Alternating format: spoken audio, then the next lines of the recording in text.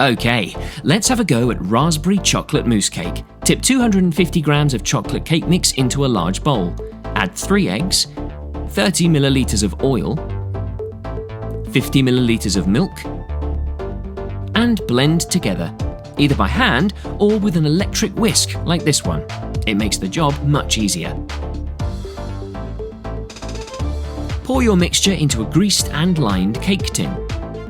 It should be thick and goopy like ours. Smooth out the surface with a spatula. Then bake at 180 degrees for half an hour. Meanwhile, pour 500 millilitres of whipping cream into a bowl and whisk for several minutes. Then add 50 grams of icing sugar and mix that through too. Place to one side. Melt 300 grams of dark chocolate, then add your whipped cream in, whisking the mixture together spoonful by spoonful. Then portion it into a plastic piping bag like this. Take your chocolate cake and use a circle tin to cut out 2 circular shapes from it.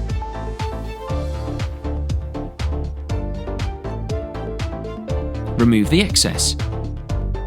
Cover the shape with a plastic mould of the same size and add a layer of fresh raspberries on top.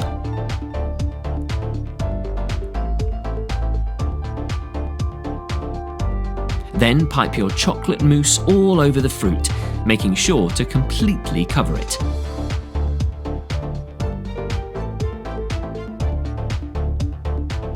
Then use a spoon to carefully smooth out the surface of your mousse.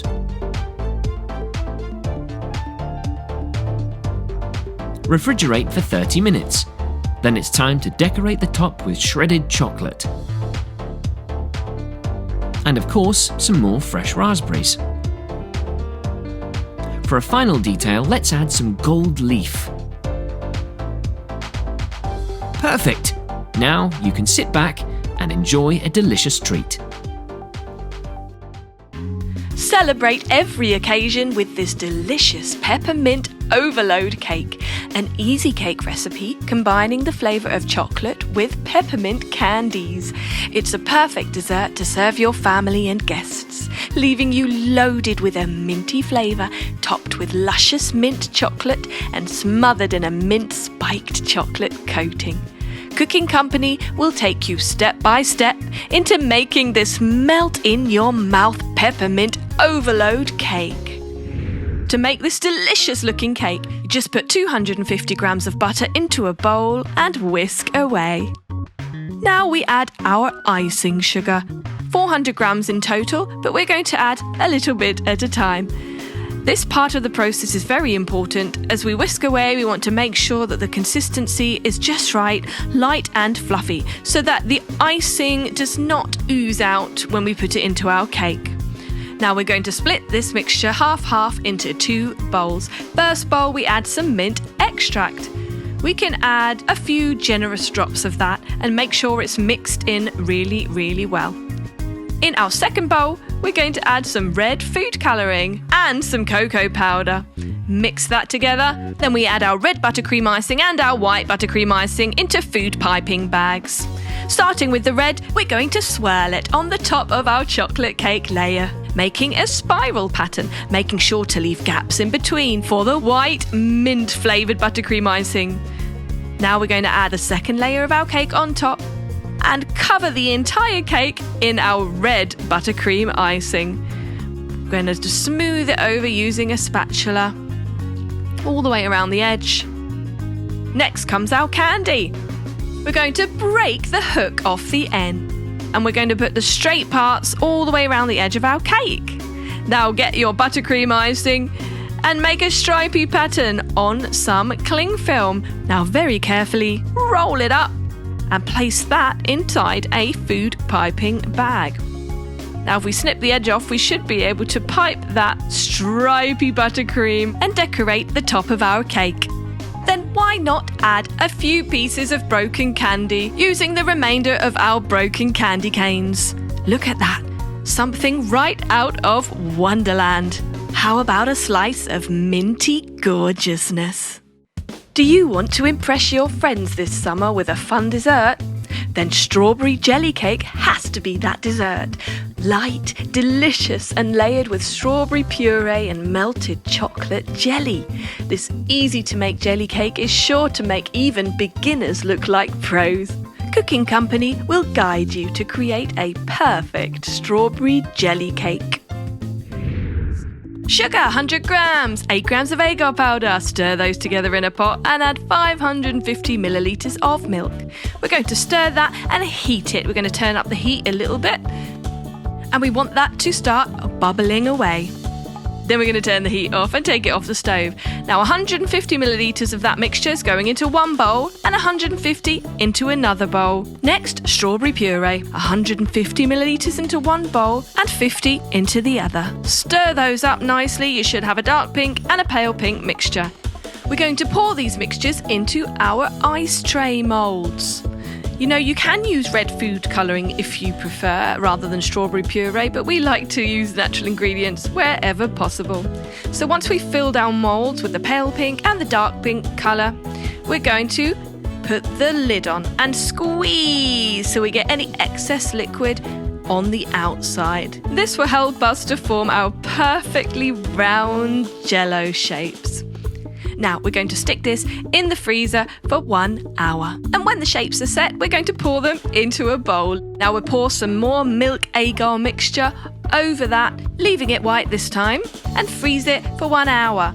Now get 200 millilitres of milk agar and 100 grams of melted dark chocolate. Mix them together. And this is our final layer of our jelly cake. We're going to pour this on top of the already set agar mixture, making a nice medium to thin layer. And we're going to freeze the whole thing for a further 2 hours. And when it's ready, you just turn your bowl upside down and voila! Why not decorate it with some berries? We're using raspberries and blueberries. We like the colours, but you can use any fruit you like. Why not add a few sprigs of mint? Add a lovely green colour to your mixture. Look at that, a professional looking cake. And so easy to make. All you need is a few simple ingredients and a freezer. There is nothing as refreshing as a juicy watermelon. And today we're going to be turning this popular fruity flavour into a wiggly jiggly watermelon jello cake that will perfectly satisfy your taste buds. Don't you worry, it's super easy and Cooking Company will guide you in putting this deliciousness together. So let's get started. To make this, we add 350 millilitres of water to a pot on the stove and 200 grams of Jello. Jello is the term they use in America to describe gelatin. We give that a stir, let it all dissolve and heat up nicely. Next, we get a small glass bowl, which we lightly coat in oil. Now that will make sense later on, and you'll see why we've done that. Then we get a bigger glass bowl filled with iced water, place a smaller bowl inside that one, and pour in our hot Jello mixture. Now the aim here is to try and part cool the Jello mixture so that it half sets but not completely. We're going to also add 100 millilitres of room temperature water just to help the cooling process along, and stir it, keep stirring it until it cools down and starts to thicken. Now comes the fun part. We're going to add in some chocolate chips. You see, this is starting to look a bit like a watermelon, isn't it? This is going to be the seeds of the watermelon. So we stir those in, evenly spread throughout the mixture. Then we're going to pour that mixture into another glass bowl, which will then be put in the fridge to set the jelly. We're going to cover this with some food film preservation, otherwise known as cling film. We're going to just cover the jelly itself, and we're going to stick that in the fridge to chill for 1 hour. Meanwhile, we'll get 200 millilitres of milk, 5 grams of gelatin, 60 grams of sweetened condensed milk, and put that together in a jug. Give it a mix. Did you know that the French were the first to use gelatin in cooking? Now we're going to add our Jello, 100 grams, water, 80 millilitres. Give it a good stir. and add a drop of food colouring. We're going to use green food colouring because this is going to make our green layer for our watermelon. Now, while you're compiling this, you can actually use a real watermelon for reference to make sure you get all the layers in the right place. Right, we're going to add 100 millilitres of a yoghurt drink. You can buy this ready-made from the shop or simply mix some milk or water together with yoghurt. Stir that all in so it becomes a kind of cloudy green liquid. Our red Jello is ready! Fantastic! We pour the yoghurt gelatin mixture on top of the jelly. And when we've done that, we're going to stick our bowl back in the refrigerator so the white layer can set. When it's set, we're going to add our third and final layer. That's our green-coloured yoghurt gelatin layer. This one is the thinnest of the 3 layers. Look at that colour against the white yoghurt mixture. Fantastic.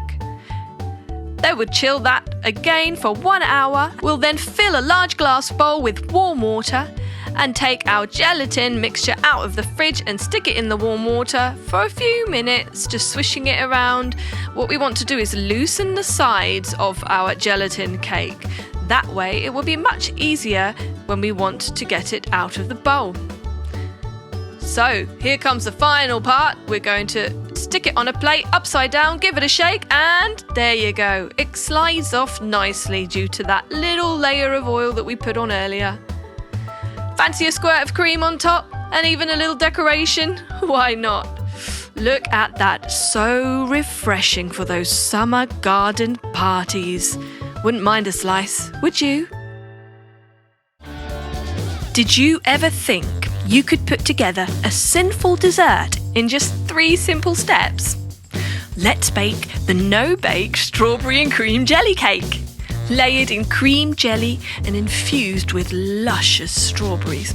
This cake takes you on a milky, wholesome and enticing journey with every bite. It's a simple no-bake cake with simple ingredients such as milk, evaporated milk and even condensed milk. Let's hear it for the milks. Excellent. We give it a nice stir and then we add the final touch, a spot of gelatin. Now notice that we're heating this while we're stirring it.